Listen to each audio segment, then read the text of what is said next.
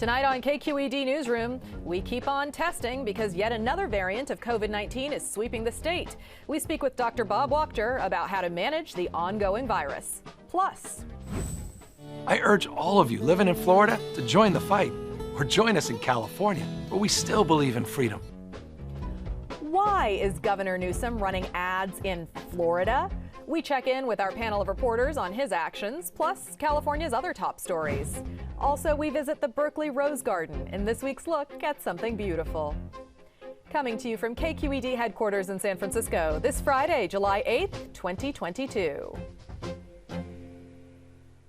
Hello and welcome to KQED Newsroom. I'm Priya David Clemens.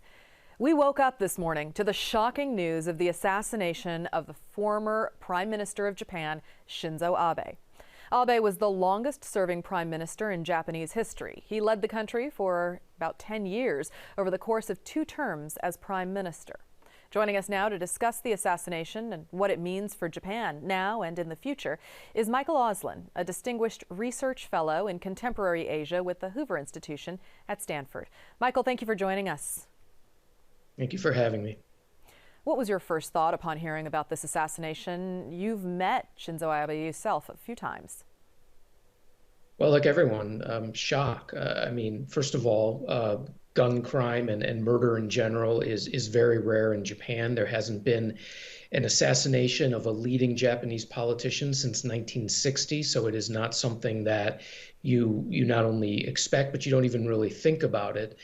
So terrible shock at the fact that this happened. Shock at the fact, like many who work on Japan and Asia issues, I did meet him a number of times, both in Washington, D.C. as well as in Tokyo. And he was a very genuine person in the sense of being interested in talking with people. He was interested in ideas. He actually wanted to interact. So it was a sense of personal shock. And then finally, a great sense of shock over what this means for Japan. He was the most important, influential, and popular Japanese politician today and for the past half century. So this leaves a huge, huge hole in Japanese politics. Well, Abe was a proponent for Japan becoming more involved militarily, world affairs, and that was a position that was quite controversial inside Japan, and it has significant implications for the United States. So tell us how you see his assassination shaping that discussion and those actions in the months to come. Well, he was an advocate for Japan getting more involved across the board globally. So when the United States, for example, pulled out of the Trans-Pacific Partnership in January of 2017, when then President Trump took office, he rescued the largest free trade pact and pushed it through with the remaining partners. He was central to creating what we call the Quad, the Quadrilateral Security Dialogue, which is the Japan, the United States, India, and Australia. He came up with the very idea of a free and open Indo-Pacific, which is what the White House now uses to describe our policy. So he was in favor of expanding Japan's military, but to do it with allies, to work to maintain freedom of the seas, to maintain regional norms and international law. It was controversial in some ways, but in other ways, it was a reaction to the world and the neighborhood that Japan lived in, with a rising China and a nuclear North Korea and dozens of territorial disputes. So the fact was, he was actually supported by a majority of Japanese, which is why he was prime minister for 8 years. And California has strong ties to Japan and to Asia more broadly. How are the Japanese and Japanese American communities here on the West Coast responding to Abe's assassination? Well, I think they're processing it like everyone else. Abe visited in 2015, visited California, came to Stanford, he was the first Japanese prime minister to come to Silicon Valley and meet with tech heads to talk about cooperation. And of course, Japan has world-class technological capabilities. I think there was pride among the Japanese American community that this was a leader who became very friendly with other world leaders, with American presidents, with prime ministers around the world. He had mastered the art of really working with social media, with working with the entertainment side of politics, yet always for a serious purpose. And it was to make Japan a more effective regional leader and world leader for the liberal causes of democracy and values that we all care about. Michael Auslin with the Hoover Institution, thank you. Thank you. Turning now to pandemic news. You may have noticed I've been out for the last few weeks. And that was because my family caught COVID-19 and was sick for some time. Thankfully, without any severe consequences, it seems. And as it turns out, we had plenty of company. Health officials say COVID positivity rates have spiked to about 15% across the state. Officials also say many of the current infections are due to the new and contagious subvariant BA.5. Joining us now to discuss this latest COVID variant is Dr. Bob Wachter, chair of the UCSF Department of Medicine. Dr. Wachter, thanks for joining us on the show. Hi, Priya. Sorry to hear about your family. Yeah. Your wife also had it, but you have not. Is that right? I've never been prouder of my immune system. Yep. Well, you've called this latest COVID-19 strain BA.5 a different beast. So what makes it that? How worried are you? I'm medium worried. It's different in that, well, let's start with what's the same. Since the original Omicron in December, January, we're now on our third or fourth subvariant. Each one is about 20% more infectious than the one before them. So that we're used to, and that's why we're on this long plateau that doesn't seem to come down. What's different is this one evades the immunity from vaccines and boosters and prior infections better than the original or the earlier subvariants. So, for example, I hate to tell you this, but your family, if they got infected a month ago or so, you might normally feel like they've got immunity superpowers, don't have to worry for a while. We are seeing people get reinfected as quickly as a month or two after their prior infection. Why is that? What's changing in the virus?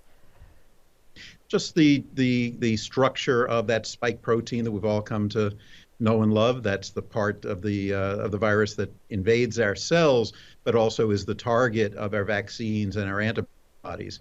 And if the configuration of that protein changes enough, then the antibodies that would have been really good at attacking the prior variants may not latch on nearly as well and block the virus from doing its thing. So it's not that prior immunity or antibodies count for nothing. They still count for a lot, but they don't guarantee the kind of protection that we would have had with prior variants. So if the virus is getting 20% contagious each time it morphs, what's our trajectory here? And what should we be thinking about doing in the future to defend against this? Well, we've all learned that predictions aren't all that helpful in COVID because this virus keeps on surprising. But this is now the fourth subvariant of Omicron that each one has gotten a little bit better than the one before it. So I think it'd be hazardous to say this is the last one. We're not going to see one that's even better. As we may be in this soup for months and months and months where the normal spike, the normal surge goes up and normally comes down, but these just don't come down because a new variant comes along that is better at infecting people than the one before it. The hope is that we'll come up with another vaccine that is better at preventing infection. When I talk about the vaccines not working as well, very, very important, though, to distinguish between not working to protect you as much against getting infected. They still work incredibly well at protecting you from getting very sick and dying. And so highly, highly recommend vaccination and boosting. And if you're over 50, the second booster, because it really does protect you from getting super sick. But the protection against just getting infected is nowhere near as good as it once was. And that's why your family got sick. And that's why my family got sick. And that's why there's so much COVID still around. And so the hope for the future is in a new vaccine. It's not in sort of more lockdowns or mandatory masking. There's no other way to stop what is happening than to hopefully get a new vaccine, which is hopefully going to work against the new variants. Yeah, I mean, if what you're saying sounds like a bummer, that's correct. There are three main arms. One is, I am still wearing a good mask when I go to crowded indoor spaces. I'm still not eating in indoor restaurants. That's partly why I have not gotten infected in 2.5 years. Part of luck too. So part of it is just continuing to be careful when there's a lot of virus around. There's a lot of virus around. It may be part of the answer is antivirals, and maybe we'll get even better antivirals. So when you get COVID, you get quickly on a medicine, and it works really, really well. The one we have now, Paxlovid, is very good, but not perfect. But yeah, the real answer is going to be continuing to hone our vaccines and boosters so that they not only work against the original virus, but really work more broadly against all these new variants, and not only protect you from getting super sick and dying, but are better at the ones we have now at protecting you from getting COVID. And that's going to take more research, more work, And it's going to be a continued work in progress because the virus keeps shape-shifting against us. And your concerns about getting COVID now are really the risks of long COVID. Is that right? Since the risk of dying has dropped so significantly, as long as you're vaccinated and boosted. Yes, vaccinated and boosted. That's really important to add that, because if you just had 2 vaccine shots and your last one was a year ago, you're minimally protected, not very much. So I would go today and get your first booster, and if you haven't gotten your second booster and you're eligible, I would go tomorrow and get that. So I think the vaccination is very important. But if you are vaccinated and boosted, I'm 64 years old, pretty healthy. I've had 4 shots, 2 vaccines, 2 boosters.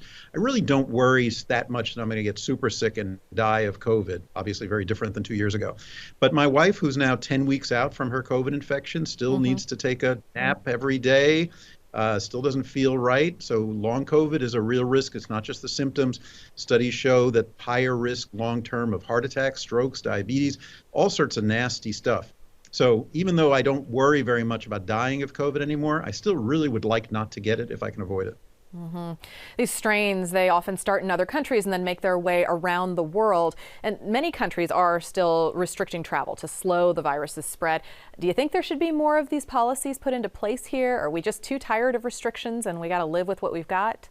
What comes our way? I sort of think, yeah, I think that there's so much virus around. It's so ubiquitous that the kinds of things we did early on, lockdowns and mandates, are probably not in the cards and probably not all that useful now. Certainly, if we see a massive surge and hospitals like mine get filled with COVID patients again, then we're going to have to go back to mandates. But for now, everybody has the capacity to keep themselves safe if they're wearing a good mask, ventilation, all the things that we're all tired of saying and hearing, and get vaccinated, get boosted. And then we have to keep our fingers crossed and hope that we sort of see the last variant at some point and this thing gives us a break. So far, it doesn't seem to want to do that. And let's talk about another virus that sort of crept onto the scene in the recent weeks, monkeypox. Can you give us a snapshot of what we're looking at there? Yeah, I think because of COVID, everyone is sort of frantic. Oh my God, yet another one. It's a very, very different threat. It's real. There's a spread of cases everywhere, including in California, mostly so far in the gay community, although not exclusively. It's transmitted more from touching the lesions rather than airborne. So it's a different mode of transmission. It's not as serious, but we do have to take it seriously because it could cause a significant outbreak. There's a vaccine available for it that people who are at risk for monkeypox should take. But it's not like COVID in that everybody is at risk of it and that you can catch it by being in the same room as someone. You really have to have much closer contact than that in order to catch it. All right, Dr. Bob Wachter with UCSF. Thank you for your time. Thank you. On top of dealing with COVID-19, for many of us, the past several weeks have been exceptionally difficult. Watching the overturn of Roe versus Wade and understanding its impact on access to reproductive health care. Hearing testimony from the January 6th Commission about former President Trump's actions before and during the insurrection on Capitol Hill. And taking in mounting news of an impending economic recession, it has been hard to process all the news coming at us.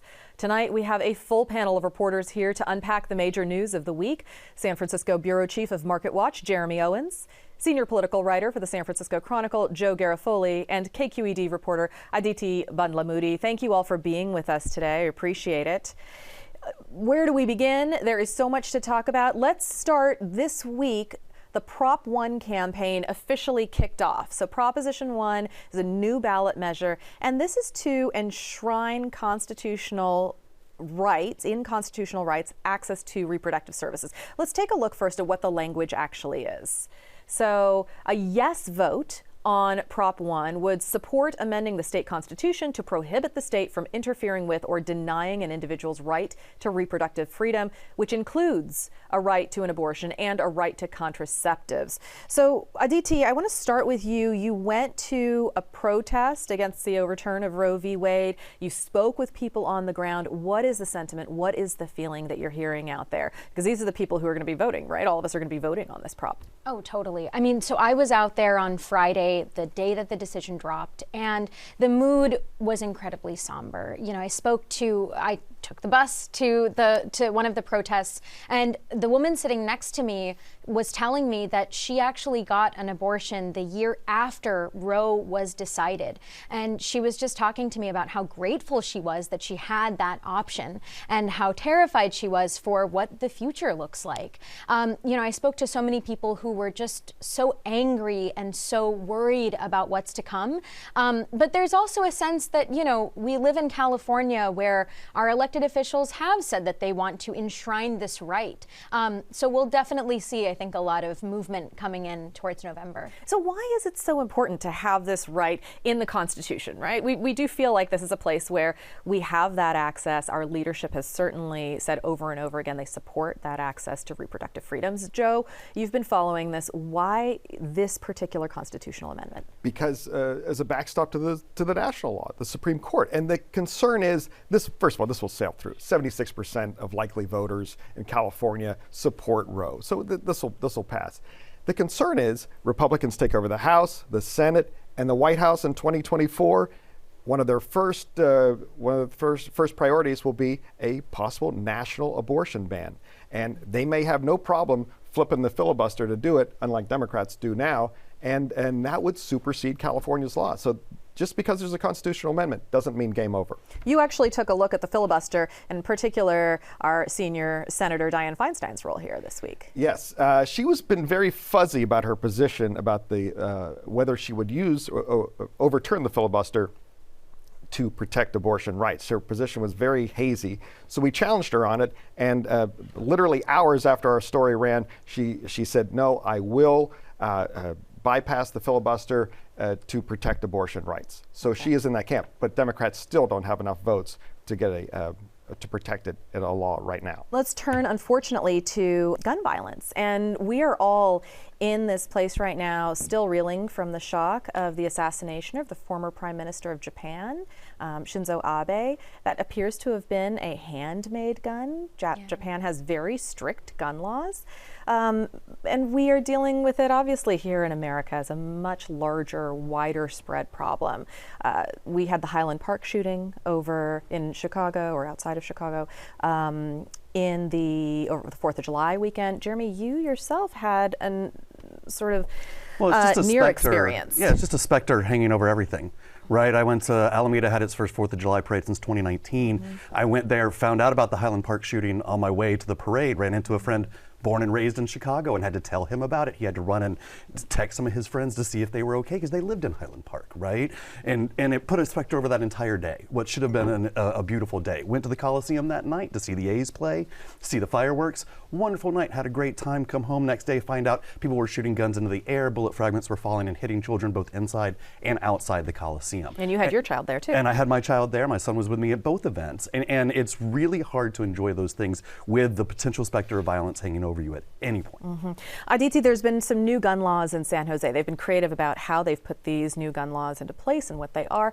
Tell us about those, because they're actually in effect now, but without enforcement capability. Yeah, it's a very complicated situation. So basically, earlier this year, San Jose said that it wanted to do something pretty revolutionary when it comes to local politicians trying to take on gun violence. Basically, the city council said they wanted to pass an ordinance that would require gun owners to get insurance and to pay an annual fee that would go towards, all of basically offsetting the costs of gun violence. Mm-hmm. And it was, as expected, really inflammatory. People got really upset about it. And so now this week, the city council is trying to enforce it. But of course, they can't because there are so many lawsuits. Because as we know, it's really, really difficult to pass gun control legislation in this country. So Governor Newsom has been stepping up and speaking to the public through Twitter and other means on many of these topics. One of the very unusual steps that he took was to run an ad in Florida over the 4th of July weekend. Let's watch that ad and then come back and chat about it. It's Independence Day, so let's talk about what's going on in America. Freedom, it's under attack in your state. Your Republican leaders, they're banning books, making it harder to vote, restricting speech in classrooms, even criminalizing women and doctors. I urge all of you living in Florida to join the fight, or join us in California, where we still believe in freedom. Freedom of speech, freedom to choose, freedom from hate, and the freedom to love. Don't let them take your freedom. So that has come out now. Jeremy, you took a look at some polling because when you look at this, you think, oh, he's obviously running for president. This is not a gubernatorial campaign in California. This is the governor angling for the presidency. So yeah, and a Yahoo poll this week did say that he would perform well at this point against DeSantis, against Trump. Polled, I think, even better than Kamala Harris, Joe, if I saw correctly. Yeah. And this is really just trying to reclaim that. We've already seen this from the opposite side of red states using their lesser regulations, lower taxes to try to lure businesses. And now the blue states are kind of reversing it and saying you're putting a lot of restrictions on your people. Maybe they prefer to come here. Right, and I think that's a fun tactic from Newsom, even if he does not run for president, which I don't see him running for president right now. But so we're going to go to Joe on that one. Where's your money, Joe? Well, my money is that here's what Newsom's doing: warming up in the bullpen for 2024. If Biden runs, he will not run against Joe Biden. He will not. But if Joe Biden doesn't run, and Biden said he likely will, if he doesn't run, everybody and their mother is going to be running for president. Gavin Newsom will be one of them. You say, oh, but Kamala Harris, would he run against his friend? Right. And they share the same donor base. I've talked to 3 major Democratic donors, national donors. They say Newsom will definitely be able to raise the money to run a credible national campaign, but he has to catch fire. And then, he could raise more money. If he doesn't, then he comes home back to his day job as governor of the state of California. All right, and for those of you who missed Joe's column this week, you've got to check out his article about California lead or secede. That is an interesting read, but we got to keep moving here, so I'm just going to make that plug to you at home. Let's talk about the stimulus money that is coming out, that is going to be coming in the next few months. Aditi, would you just walk us through the details of the stimulus package once again? Yeah, totally. So 23 million Californians will receive up to $1,050. And, this is $17 billion inflation relief package. And, $9.5 billion of that goes towards these stimulus payments. And this is part of that overall incredible amount of funds that we have in overage. What's the term that I'm looking for here? Surplus. That we have $92 billion in budget surplus this year in California. So some of that's going back. I'm curious, Jeremy, with this money going back, will that help with these inflationary concerns that we're all seeing? I mean, Well, the stimulus payments that the feds gave to all of us are thought to have been a huge factor in the inflation we're dealing with right now. And this is obviously giving out more money that could exacerbate inflation. Economists kind of differ on that point, especially, as we're doing it just for California. But this is the problem we're dealing with in the economy just writ large, is trying to combat inflation while not causing a recession. We're seeing the Fed do this as well, right? Raising those rates and saying they're going to raise them through the end of the year. They're at 1.75 now, trying to get them to 3.5.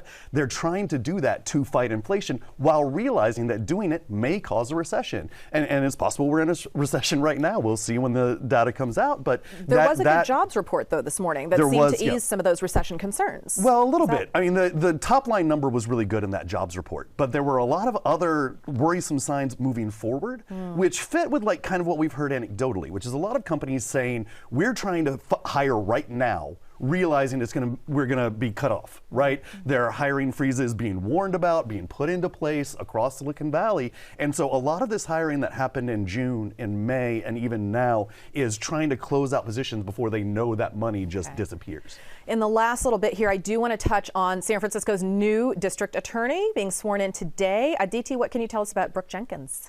Well, she's never run in an election before. She's going to be running, voters are going to be voting on her in November. And, she's in a really complicated position. She was in the DA's office and she quit her job because she had philosophical differences with Chesa Boudin. Now she is approaching this task of potentially taking on his job for the remaining part of the term, and she has to walk this line. It's a very complicated one. And she might be running against Chesa in and the she election, might be running against correct? Chesa. Exactly. And she only has 5 months to do something Right. and to show that she's making progress, which is a very short amount of time. Former prosecutor, your thoughts? Do you think that she is going to be able to make a difference, make change in these next few months? She has to clean up some, there'll be some arrests of low-level drug dealers, which Chesa Boudin and the police department differed on what to do.